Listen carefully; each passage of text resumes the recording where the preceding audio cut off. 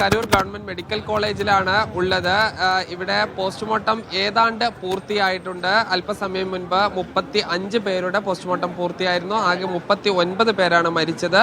എല്ലാവരെയും നിലവിൽ തിരിച്ചറിഞ്ഞിട്ടുണ്ട്. ഓരോ കുടുംബങ്ങൾക്കുമായി ഈ മൃതദേഹം വിട്ട് നൽകുകയാണ്. ഇതിൽ ഈ പരിക്കേറ്റ് 100-ലധികം ആളുകൾ ഉണ്ടായിരുന്നു. ഇതിൽ വലിയൊരു ശതമാനം ആളുകൾ ഇപ്പോൾ ആശുപത്രി വിട്ടിട്ടുണ്ട്. ഇപ്പോൾ 40-ൽ താഴെ ആളുകൾ മാത്രമാണ് ആശുപത്രിയിൽ കഴിയുന്നത്. ഇതിൽ ഒരാൾക്ക് മാത്രമാണ് ഒരു അതീവ ഗുരുതരാവസ്ഥ ഉള്ളത്. 17 പേർ ICUവിലാണ്. അവർക്കും ഒരു ജീവൻ അപകടപ്പെടുത്തുന്ന തരത്തിലുള്ള പരിക്കുകളില്ല എന്നുള്ളതാണ് ആശുപത്രിയിൽ നിന്ന് ലഭിക്കുന്ന വിവരം. മുഖ്യമന്ത്രി MK സ്റ്റാലിൻ ഇന്നലെ പുലർച്ചെ 3 മണിയോടുകൂടി തന്നെ ഇവിടെ എത്തിയിരുന്നു. അദ്ദേഹം ഇതിന്റെ അന്വേഷണവുമായി ബന്ധപ്പെട്ട കാര്യങ്ങളാണ് പ്രധാനമായി പറഞ്ഞത്. ജുഡീഷ്യൽ അന്വേഷണമാണ് പ്രഖ്യാപിച്ചിട്ടുള്ളത്. ഈ ജുഡീഷ്യൽ അന്വേഷണം പ്രഖ്യാപിച്ചത് കൂടാതെ പോലീസിന്റെ അന്വേഷണവുമുണ്ട്. വിജയെ അറസ്റ്റ് ചെയ്യുമോ എന്ന് മാധ്യമപ്രവർത്തകർ അദ്ദേഹത്തോട് ചോദിച്ചിരുന്നു. ആരെ അറസ്റ്റ് ചെയ്യും, അറസ്റ്റ് ചെയ്യുന്നില്ല എന്നീ കാര്യങ്ങൾ ഇപ്പോൾ പറയാൻ കഴിയില്ല. അത് അന്വേഷണം നടക്കട്ടെ എന്നുള്ളതാണ് അദ്ദേഹം പറഞ്ഞ പ്രധാനപ്പെട്ട കാര്യം. ഇന്ന് രാവിലെ പ്രതിപക്ഷ നേതാവ് എടപ്പാടി പളനിസ്വാമി എത്തിയിരുന്നു. അദ്ദേഹം ഒരേ സമയം സർക്കാരിനെയും വിജയ് ഉൾപ്പെടെയുള്ള സംഘാടകരെയും കുറ്റപ്പെടുത്തുകയാണ്. ഈ സംഘാടനത്തിൽ വലിയ പാളിച്ച ഉണ്ടായി എന്ന് പറയുന്നു. അതോടൊപ്പം തന്നെ പോലീസിൽ വളരെ കുറഞ്ഞ ആളുകൾ മാത്രമായിരുന്നു ഉണ്ടായിരുന്നത് എന്നും പറയുന്നു. അതോടൊപ്പം തന്നെ ഉപമുഖ്യമന്ത്രി ഉദയനിധി സ്റ്റാലിൻ അല്പസമയം മുൻപ് വന്നിരുന്നു. അദ്ദേഹം പോലീസ് ആവശ്യമായ സുരക്ഷ ഒരുക്കിയിരുന്നു എന്നുള്ളതാണ് പറഞ്ഞത്. ഈ സംഘാടകർക്ക് വീഴ്ച പറ്റി എന്നാണ് പറഞ്ഞത്.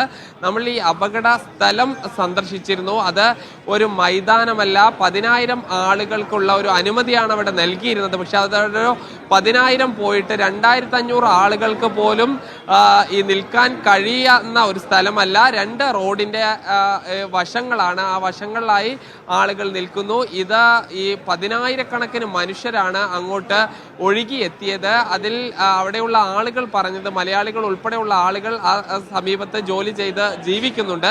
അവരെല്ലാവരും നമ്മളോട് പങ്കുവെച്ച പ്രധാനപ്പെട്ട കാര്യമെന്ന് പറയുന്നത്, ഇതിൽ ഈ രാവിലെ 9 മണി മുതൽ തന്നെ സ്ത്രീകളും കുട്ടികളും ഉൾപ്പെടെയുള്ള ആളുകൾ വന്നിരുന്നു.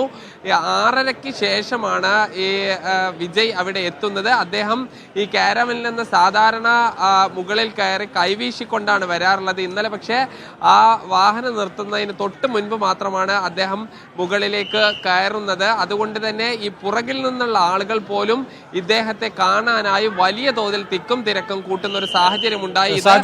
സംശയം ചോദിച്ചോട്ടെ, ഈ അപകടം ഉണ്ടായത് വിജയുടെ വാഹനത്തിന് ചുറ്റുമുള്ള സ്ഥലത്തായിരുന്നോ അതോ കുറച്ച് വിട്ടുള്ള പ്രദേശത്തായിരുന്നോ? ചോദിക്കാനുള്ള കാരണം, വിജയ് സംസാരിക്കുമ്പോൾ ഒരു ആംബുലൻസ് ഒക്കെ അങ്ങോട്ടേക്ക് കടന്നു വരുന്നുണ്ടല്ലോ.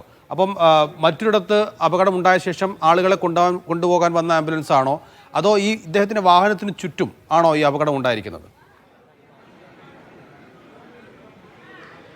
ഈ പല ഭാഗത്തായി അപകടം ഉണ്ടായിട്ടുണ്ട്. അതായത് റോഡിന്റെ എതിർവശത്ത് കൂടിയാണ് ആംബുലൻസ് പോകുന്നത്. അതിന് തൊട്ടപ്പുറത്തൊരു അഴുക്കുചാലുണ്ട്. അഴുക്കുചാലിലേക്ക് സ്ത്രീകളും കുട്ടികളും ഉൾപ്പെടെ വീണാണ് ഈ അപകടത്തിന്റെ ഒരു തുടക്കം എന്നുള്ളതാണ് നമുക്ക് അവിടുന്ന് ലഭ്യമായ വിവരം. അതോടൊപ്പം തന്നെ റോഡരികിലുള്ള മരത്തിന് മുകളിൽ ആളുകൾ ഉണ്ടായിരുന്നു. അതിൽ 5-6 ആളുകളെല്ലാം തന്നെ ഈ മരക്കൊമ്പിൽ ഇരുന്നതോടുകൂടി അത് പൊട്ടി വീണ് ആളുകൾക്ക് മുകളിലൂടെ വീണ് അങ്ങനെ അപകടം സംഭവിച്ചു. ഇത് കൂടാതെ ഉണ്ടായ ഒരു പ്രധാനപ്പെട്ട പ്രശ്നം എന്ന് പറയുന്നത്, ഈ ആളുകൾക്ക് ഈ വലിയ തോതിലുള്ള ആരോഗ്യ പ്രശ്നങ്ങൾ ഉണ്ടായതോടുകൂടി വിജയും അദ്ദേഹത്തോടൊപ്പം ഉണ്ടായിരുന്ന സുരക്ഷാ ഉദ്യോഗസ്ഥരും കുപ്പി വലിച്ചെറിഞ്ഞു കൊടുക്കുന്നുണ്ട്. ഇത് പിടിക്കാനായി ആ വാഹനത്തിന്റെ അദ്ദേഹത്തിന്റെ വിജയുടെ കാരവന്റെ തൊട്ട് മുൻപിൽ വലിയ ഇടി ഉണ്ടായി, ഉന്തും തള്ളും ഉണ്ടായി. അവിടെയും ചില ആളുകൾ വീണു. ഇങ്ങനെ ഈ വീണ ആളുകൾക്ക് പിന്നീട് എഴുന്നേൽക്കാൻ കഴിയാത്തൊരു സാഹചര്യവും പിന്നീട് ആളുകൾ വലിയ തോതിൽ ഭയപ്പെട്ട് ഓടുന്ന ഒരു സാഹചര്യം ഉണ്ടായി. ഇതാണ് അപകടത്തിന്റെ വ്യാപ്തി വർദ്ധിപ്പിച്ചത്